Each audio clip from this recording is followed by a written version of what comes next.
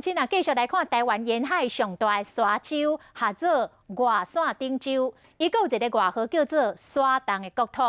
虽然行政区的划分是属云林县，但是目前大部分拢是位伫嘉义的外海。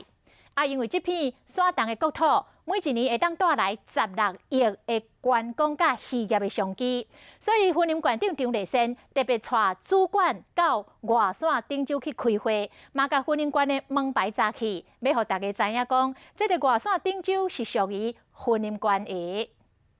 云林上场，外山顶头站。云林县长张立善带领县府以及主管坐船来到外线顶洲开主管会议，也佮手提云林县口湖乡的门牌，强调外线顶洲是云林的。虽然一直在飘扬但是呢，还是隶属云林县外山顶洲如何有更妥善的一个电沙计划，让它不要再继续的外移外线顶洲是台湾沿海上大的山洲，面积是100多公顷，受到海流影响，平均每冬是往西南漂移60到70公尺。被称为是移动的国土，虽然行政划分是云林县，但是漂流将近40吨，目前大部分是伫嘉义外海。伊每当所带来16亿观光甲渔业商机，云林甲嘉义拢希望会当有这块大饼。其他的行政区域是由云林县，这个是确定。假设有一些